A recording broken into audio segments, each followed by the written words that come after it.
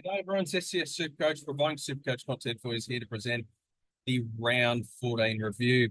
Very different setting to what I usually am on my family holiday. So going up to see some family tomorrow. But yeah, just a bit of a holiday, a bit of a reset from what we usually do in our day-to-day life. So it's always good seeing it's always good having a bit of a break and all that sort of thing. So up in the Gold Coast till next Tuesday. So good feeling for sure. So we'll see how we go.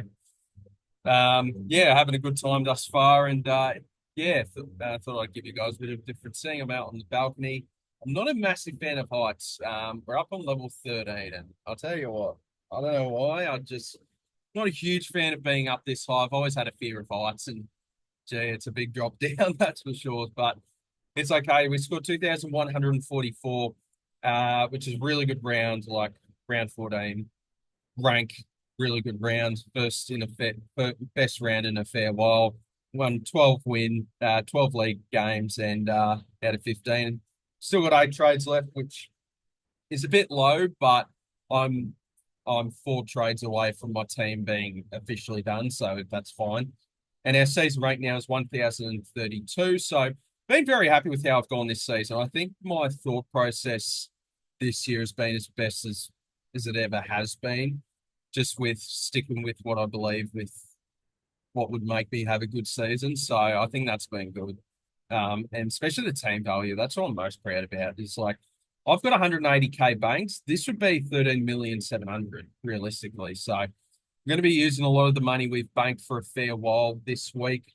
And yeah, let's get involved. Let's see what we got to do with this side, and let's quickly review it. So vice captain, I had an Andy Brayshaw, scored a 130, so that was really nice. So BC'd him against North. They don't tag, so I just thought that'd be a good option.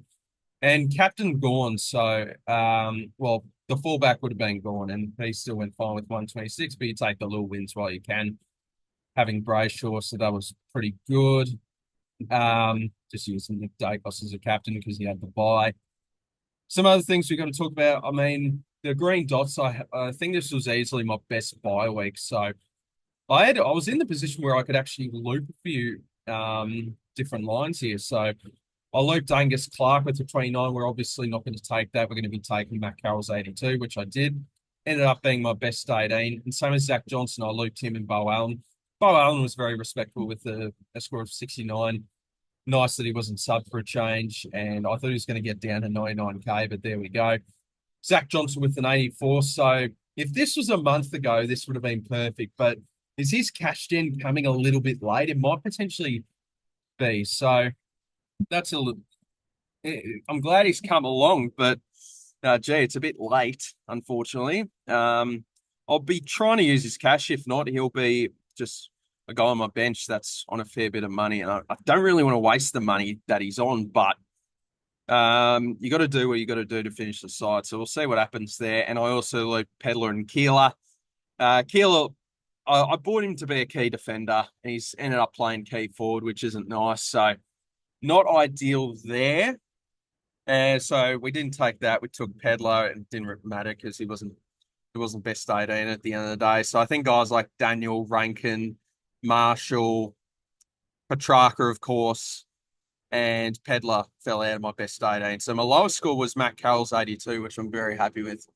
So this is what I don't like about heights. I'm very close to being on eye level with this bloody helicopter. Ugh, no.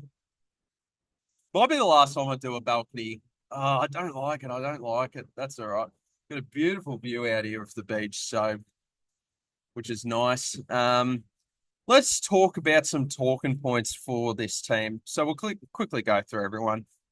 Jack Sinclair with a 109 is really, really nice. Super solid in a dirty day for the Saints. Max Holmes has been an unbelievable trade-in. He's going to be 600k next week, and I brought him in for this West Coast game. If you brought him in for the Dogs onwards, then that's even better. But just really a massive fixture play here. West Coast are bad. Gold Coast don't tag. Essendon are depleted. Brisbane might be a tough one, but again, they don't really tag. Richmond, he'll run right on.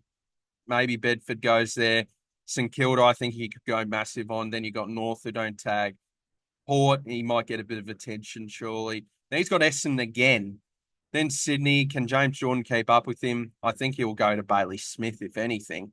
And then he's got Richmond again. So really nice run home for the Cats. Very lucky run home for the Cats as well. I don't know how they get that sort of fixture, but that's all right. Bailey Dale with the 129, very nice. He's had a really nice past month, I feel.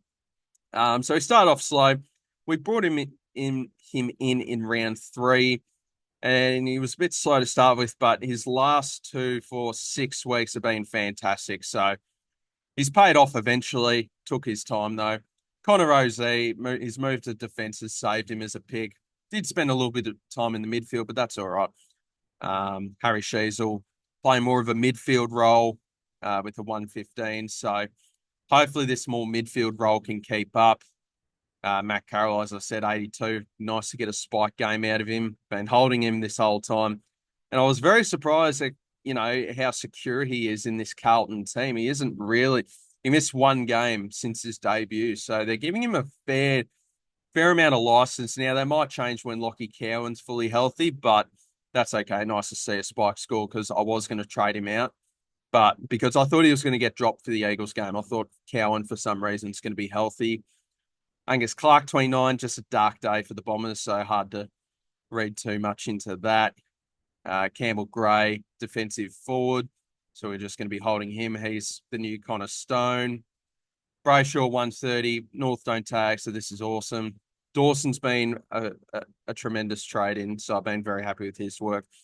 Brought him in for the Carlton game. Besides this BS Bergman tag, it's been outstanding. Tom Green, 110, super consistent, super reliable. Will always get you a solid score. So, sorry, I didn't say my trade. Sardell Hawley and Matt Roberts out. Zach Butters and Zach Johnson in. Zach Butters, I was impressed with when scored 101. So I thought he was very nice, very respectable with that score. Against the D's, he got tagged inside. So I didn't think Ed Langdon was going to run with him with that score, but I knew that. Gee, I hate heights. I'm telling you, this is affecting me. Not gonna lie, I don't really want to redo this, so we'll fight through it. I don't like the heights. You know when you get that feeling, I'm eye level with the building across. Oh, and it's such a thin balcony with quite a. When I sit down, the bar is. I don't know if I can show you. It's really low. Oh, I'm struggling through this. I'm not going to lie. I don't know if you guys get the same. You get that feeling where what if the building just falls down?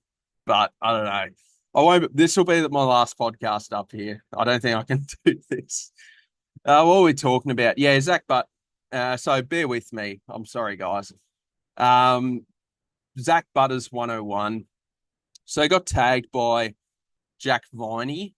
Inside the stoppages. I didn't think Ed Langdon would go to him because people are saying that with Nick Dacos, but Nick Dacos and Zach Butters are entirely different players. Dacos does his damage on the outside, where compared to Butters, where he does it on the inside. So it wouldn't make sense because Langdon was never that in and under player. Jack Viney is, and then Ed Langdon's a perfect tag for Nick Dacos. But that's fine. I don't think he has like the best run in the world, but he doesn't have the worst. Like this Eagles game, he'll run amok with. But Zach Butters at 560k, I just found it too hard to pass up when we were all begging 6 weeks ago for him to drop down in price. Adam Chera, 102, started slow, but built his way towards the end of the game. So he's been a fantastic pick. I'm not going to lie. He's been really good. Besides this rough patch here, his last month's been outstanding. He's been a very fun own this season, just super reliable. Jai Caldwell with the 111 was good. So I think this is the second week I've owned him. And yeah, a lot of people jumped on at 440k. So did I. I know it's been 2 weeks. Yeah, the Carlton and Geelong game, good M8, can't complain. Caleb Daniel with an 80 is a little disappointing. Zach Johnson, as I said, is it a little bit late for him to be making money at this point? Probably is. So, but we just hope that, people might decide to hold him, which is perfectly fine. Like it, he's just a good guy if you're running low on players. Max Gawn, 126, was very solid again against Port Adelaide. Thought this would be bigger considering the Visentini matchup, but they did pick up Jordan Sweet, and I didn't realize this till I started watching the game. Oh, wait. Gawn and Sweet and Visentini, they're doubling up on Gawn. So yeah, I don't think Gawn scores as well when it's been a tag team, a duo ruck setup. So that's interesting. Ryan Marshall with an 80. I really liked him as a trading target, and he started well, but gee, after this West Coast game, it's been really poor for the past 3 weeks. So we need Marshall to pick it up because finally got a break from Tristan Cherry, and we're going to need more of them. But this also means Marshall needs to pick it up. He's going to be very interesting for next year in SuperCoach. I think he'll leave with TDK likely coming in. I'm hearing the Giants. I'm hearing the Crows. I'm hearing the Cats. I think any of them would be very strong. Yeah, and I think he'd be a very popular pick if he moved clubs. Bailey Smith with the 114, super solid. I mean, this Essendon matchup really showed that it can expose Essendon on the counter attack when Holmes and Bailey Smith are running wild. Tracker got tagged. Did kind of think that Port run with like 2 or 3 tags, so it's like there's no way you could captain a player unless it's a ruckman against Port. So just is how it is. Horn Francis, unbelievable. Good to see him come back.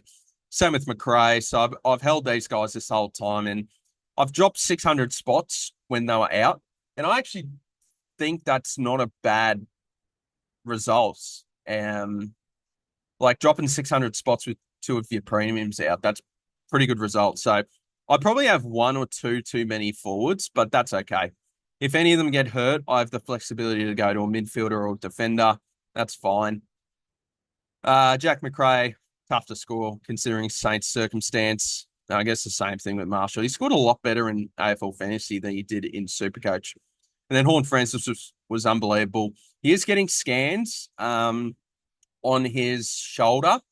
It didn't seem super serious, but he did go into the rooms late. Hopefully he's all good. He does have that soft tissue injury history, which does scare me a bit. So that's why when you can, it's always handy to have extra injury trades.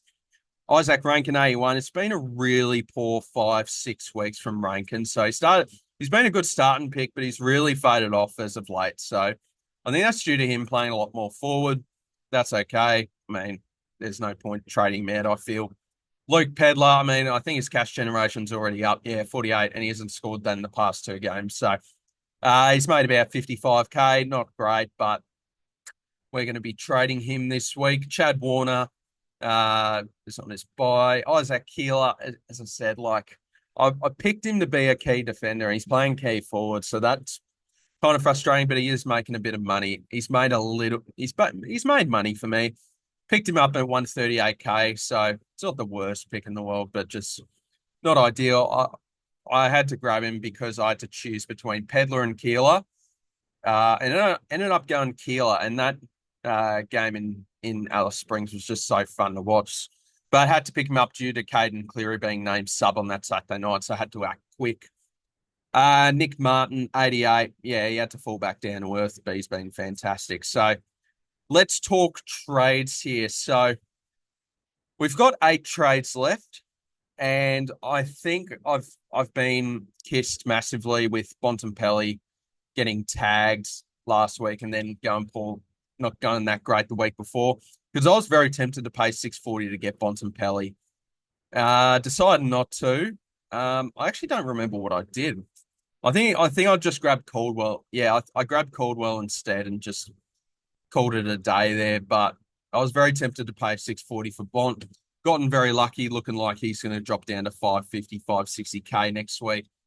So he's my last target. But as you guys have probably heard me say continuously throughout the season, I want to get a 24th, 25th if possible. I don't think a 25th is possible unless I want to use another one of my injury trades for the run home to go like, if Zach Johnson gets a 300K, then I might be able to get like Brett Daniels really cheap. But I don't know. I think I'd rather 4 injury trades than 25 premiums, I think, at this point. Especially with the flex, we get 23 players on field, but 22 of them count. So you can get away with an injured premium. And especially with the way how Tom McCarthy went, who was just outstanding, by the way, and it mildly pissed me off a bit for the people that went early. Very lucky. Nah, fair play. I mean, he's going to be an absolute savior for a lot of our teams. So maybe not as much for me because I am getting my that 24th premium, where he's sort of my 25th premium. So what are we going to do with trades? So I think so. The overall plan is to get Bontempelli next week. I kind of planned out everything to grab Bont this week, which I actually can do if I really want to. But I think if I want 4 trades with money in the bank, I think I'm going to have to wait a week because I planned out my trades to get this bloody fixture right here. Dogs versus Tigers, because I thought he'd go nuts against the Saints again, but that's okay. We'll wait a week on Bont, but I think he'll punish me this week. I think he'll go absolutely bonkers against the Tigers and bounce back big time. So the trade is Luke Pedlar. I'm not a massive fan of this pick, by the way, but it's just, I don't know, it's just sort of how I planned it out. Callum Mills, use the money banked. I've held on to this money for so long, finally using it. Pedlar to Callum Mills gives me 25K left and 7 trades. I think that's going to be the only trade I do this week. And then I've got 3 trades next week because it's the last buy round to go Angus Clark, 3 of Angus Clark, Matt Carroll, Zach Johnson, and Isaac Keeler to get Bont. And that's most likely going to be Keeler, Carroll, and Clark to get Bont. I should be able to afford that and get 299K rookies in. So that's probably going to be like, obviously, Tom McCarthy, and then some non-playing 99K rookie with DPP. So I need to figure that out. I'm sure I'll find someone that I need mid-forward DPP. I think I need a mid-forward DPP guy. Maybe. We'll see. We'll see how it pans out. And they'll take 3 trades to use. However money I have banked left, I'll use for 4 trades and ideally 60 plus K banked. That's what I'm hoping for. If that means getting rid of Zach Johnson, I'm fine with doing that. So, that's really the only trade I'm doing this week. We will fix up the side. We should have, for the remaining buy rounds, a minimum of 18 premiums each week. So that is pretty cool. If you call Callum Mills a premium, too bad I am. It's going to look, I want to move Campbell Gray in defense. So I can, now it's not ideal because I only have, Harry Boyd's not going to play, but I've got 7 defenders. So I'm just going to have to loop Clark and Carroll again this week, which, as I said, isn't ideal. I'd love to have everyone that's playing on field, but I'm just going to have to loop them there. Vice captain, I'm finding this a harder week than usual, to be honest. I've had a little look because I'm on holiday, so I've got plenty of time on my hands, but I think in terms of, let's go through it. So Thursday night, Fremantle versus Essendon. So I like an Andy Brayshaw VC again. I think that's a good matchup against Essendon with the way they've been going. So I don't mind him there. So, but I'm not considering maybe Nick Martin could go off the chain against maybe Nick Martin could cut sick against the Dockers here, potentially. But I think I prefer Brayshaw there. Geelong, Brisbane, I think Holmes and Smith could go well, but I find it very hard to judge because Brisbane is such a tough team. Carlton North, I don't think I'm using a VC on Chera, Sheasel, Daniel. I just don't see the point there. Could Zach Butters still go crazy against Sydney. I feel like he could. They replayed each other early in the year and he went 164. So it's very much under consideration. But I feel like they'll find a way to make it a little bit tougher for him. But you can't rule that out. I like Brayshaw and I like Butters as VCs. Anyone from Sydney? No. Collingwood versus St Kilda. So I think Windhager will go to Nick Dacos. Can he outrun Nick Dacos? Maybe not, but Ross Lyon's the type of psychopath to do some sort of plan with Nick Dacos, so that's cool. Like they did with Bond and lost by 10 goals. Marshall against Cameron, no. McRae, no. Sinclair, probably not. Maybe, nah. Nah, Collingwood just such a good side. GWS versus Gold Coast. So like Tom Green, I actually don't mind because they don't tag, but I don't think it's the type of game that he could go nuts. I think it's just another score like this. And then if you have Bond, this is an easy C. But do have Bailey Dale. So I've currently landed on three options. VC Brayshaw into Butters, VC Butters into Dale, VC Brayshaw into Dale. Currently, I've got it on VC Brayshaw into Dale. I don't think this is going to be a crazy good score from Dale because, to be honest, I just don't think he gets scaled particularly well. You have a look at the way he gets scaled and then Wanganeen Miller gets scaled. I find it a bit crazy. So I'd love to have Nazai Wanganeen Miller, but just don't have room for him. Prioritising Bont now. So I think it's VC Brayshaw and a Dale at this stage. But as I said, I'm not in love with it. But I think Brayshaw could get off the chain. I'm going to be taking a 120. If Brayshaw gets 120, I'm taking it. I'd still currently find it hard to trust Dale at the minute, but that's okay. I think that's what we've landed on. Let's have a look at the leagues and I think we'll call it a day. So it's, I think, I've got a fair bit of time this week to make some videos. So I think I might make a few videos on like trade review, stuff like that. So the SDS Super League, I did have a look at this. SDS Super League had a better week this week. A lot of people going up, so that's great. Nicholas is inside the top 1K. Stewart's still in there. Yeah, so we got a much better week. Crano with a huge score. He's going to come home like a wet sail. Like his team value is insane. So he's a dark horse to win this league. Max has also got really good cash gen. So I think keep an eye out on him. But it's a much better week from the SDS Super League and a really good week as well from the SDS Super League too. We were 29th, going back up to 26th. James is 72nd. Beautiful to see. What a season he's having. And then Daniel's doing amazing. Cheesy, my boy, just outside the top 1K. That's all right.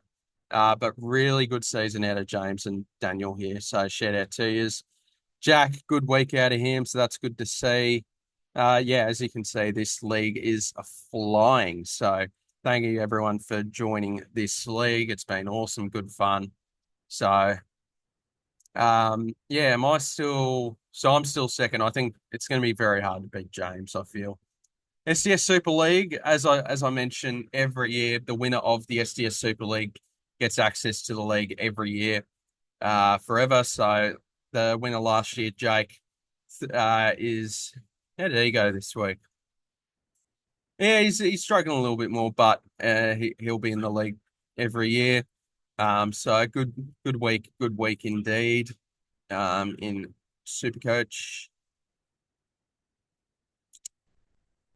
So I'm third there, looking good. I think most of these other leagues I'm doing fairly well in. There are a couple that I'm surprised that I'm not doing as well in. Like I lost by 3 points in the SuperCoach Pro League. He's back up to 79th. So I'm 11th in this. So, and I think the worst one out of them all is the SDS Twitter League, which is a very good league. But the fact I'm 14th is unbelievable. So I find that crazy, but that's okay. It is a fantastic league. Like Lincoln's doing so well.